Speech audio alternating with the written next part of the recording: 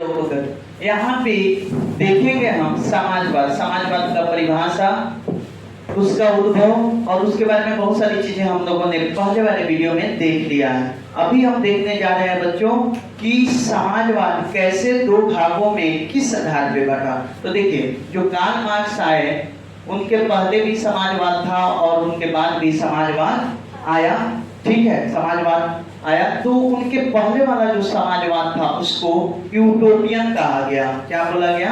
Utopian. और जो इनके बाद यूटोपियन समाजवाद था और उसके बाद जो आया कार्ल मार्क्स के बाद जो आया उसको बोला गया वैज्ञानिक समाजवाद। क्लियर? क्लियर है ना? समाजवाद कार्ल मार्क्स से पहले जो समाजवाद था उसको यूटोपियन समाजवाद बोला गया और कार्ल मार्क्स के बाद वाले समाजवाद को वैज्ञानिक समाजवाद। समाजवाद क्या है? तो समाजवाद एक ऐसी आर्थिक व्यवस्था है जिसपे उत्पादन के साधनों पर किसी एक व्यक्ति का अधिकार न हो करके समाज का अधिकार होता है। ठीक है, आप लोग पीछे वाले वीडियोस देख सकते हो, तो बढ़िया से देखोगे, सारी चीजें एकदम क्रिस्टल क्लियर हो जाएंगी। देखिए, यहाँ जो यूटोपियन समाजवाद था वे आदर्शवादी थे। क्या थे? आदर्शवादी। आदर्शवादी का जैसे कोई आदर्शवादी है तो इंसान के बारे में क्या, एकदम 100% शुद्ध सत्य बोलने वाला, वैसा व्यक्ति जिसमें किसी प्रकार का कोई गलती नहीं हो, वह उसके विचार भी कभी गलत नहीं होते हो, हमेशा सही कार्य करता हो, किसी का बुरा नहीं चाहता हो, ठीक है, हमेशा सबकी भलाई के लिए कार्य करता हो। इस तरह की बातें जो होती है ना, यह आदर्शवादी बातें होती हैं। रियलिटी में यह संभव नहीं होता। अगर रियलिटी में यह संभव हो तो वह इंसान नहीं होगा बल्कि भगवान हो जाएगा। तो आदर्शवादी लोग कैसे होते हैं? तो आदर्शवादी लोग उच्च विचार रखते हैं जो व्यवहारिक रूप से सही नहीं होता है। तो ऐसे यूटोपियन समाजवादी जो थे वे आदर्शवादी थे। क्या थे? आदर्शवादी। एक पूरे पिन ड्रॉप एकदम नहीं होता है कि पूरा सही सही चाहते थे, लेकिन वह प्राकृतिक रूप से अव्यवहारिक था। प्राकृतिक रूप से क्या था बाबू? अव्यवहारिक। नहीं बोला कि कोई ऐसा व्यक्ति, आदमी का गुण क्या क्या होना चाहिए, तो गुण लिखा आदर्श व्यक्ति में ही गुण होना चाहिए, सदा सत्य बोले, कभी झूठ ना बोले, हमेशा सही काम करे। तो ये सारा चीज आदर्शवादी के पैरामीटर्स हो जाएंगे, मापांक हो जाएंगे। तो यहाँ पे उस तरह का बात संभव होगा? व्यवहारिक दृष्टि से वो सही है, मतलब वैसे इंसान को खोजना बड़ी मुश्किल हो जाएगा ना। व्यवहारिक दृष्टि से वो सही नहीं है, व्यवहारिक दृष्टि से वो सही नहीं। जैसे हम कहेंगे ऐसा शुद्ध आटा लाओ एकदम प्योर शाकाहारी, तो कहोगे कि हाँ शुद्ध शाकाहारी है, लेकिन अटवा में गेहूं में तो क्या रहता है? वो होता है ना, वो क्या बोला जाता है? घून। अब घुनवा पिसाया होगा कि नहीं पिसाया होगा? शुद्ध शाकाहारी बोल रहे हो आप, शुद्ध शाकाहारी कहाँ से?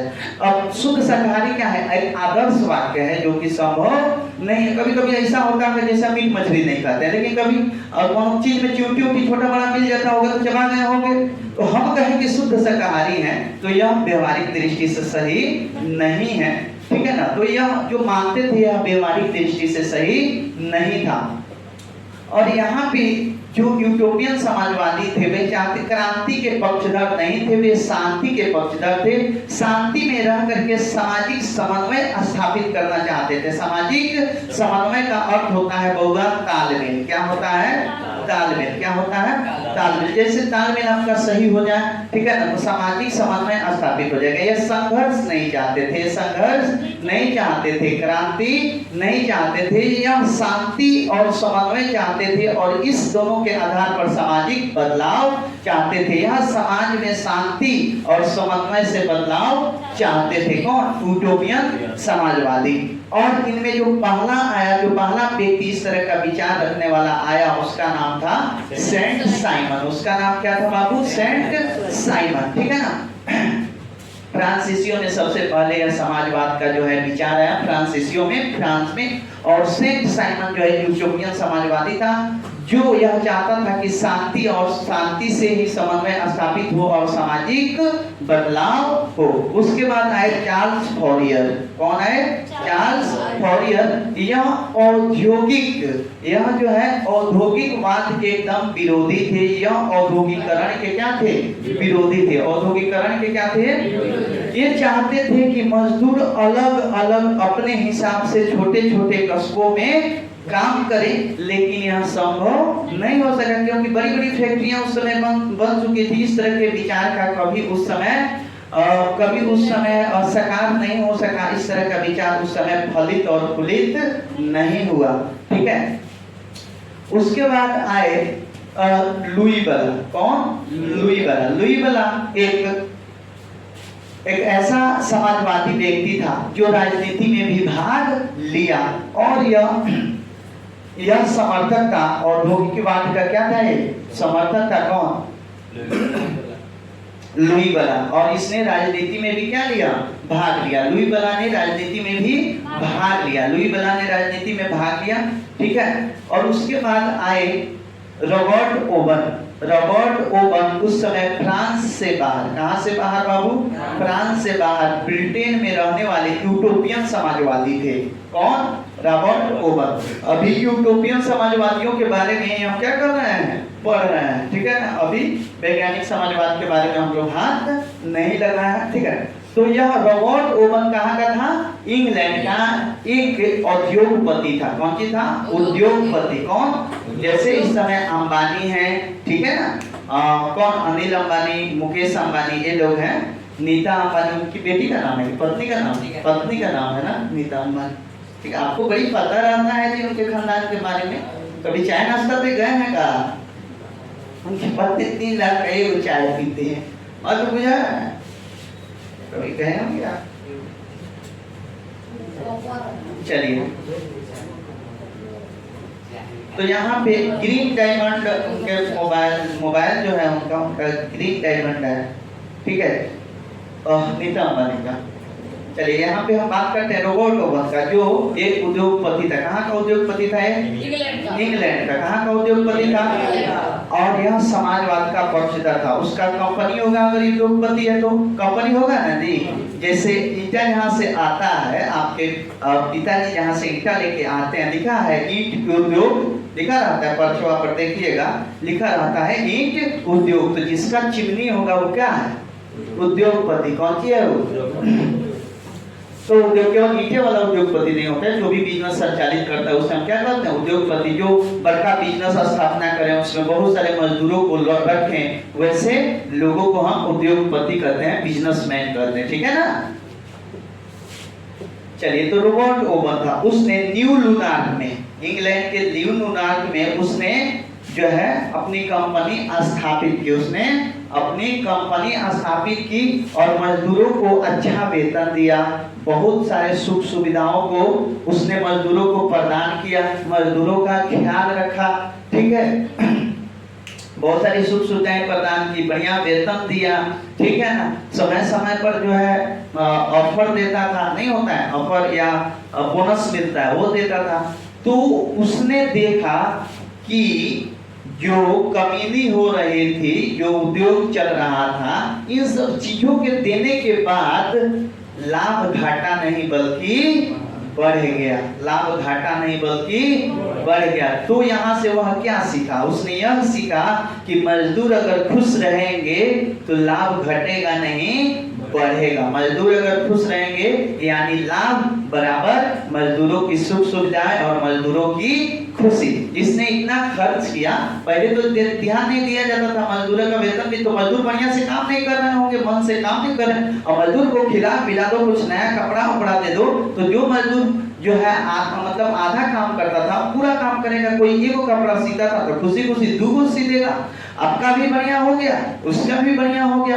तो मजदूरों पे खास ख्याल रखना चाहिए और उन्हें खुश रखना चाहिए। मैंने इतिहास पढ़ाने से पहले बताया था कि हम इतिहास क्यों पढ़ते हैं, वहां जाके देखिएगा, वो वीडियो देखिएगा तो आपको पता चल जाएगा कि बहुत सारी चीजें इतिहास को पढ़ने से हमको सीखने को मिलती हैं। तो यहाँ से क्या हमको सीखने की मिली कि अगर हम उद्योगपति बनेंगे तो अपने मजदूरों का खास ख्याल रखेंगे, उन्हें सही वेतनमान देंगे और सुख सुविधाओं का ख्याल रखेंगे, जिससे हमारा और भी लाभ बढ़ेगा। ठीक है, चलिए यहाँ पे देखिएगा लिखा है प्रत्येक के उनके क्षमता के अनुसार, सुंदर वाक्य, प्रत्येक के उनके कार्य के अनुसार, ये भी सुंदर वाक्य। प्रत्येक को मतलब क्या मिलेगा?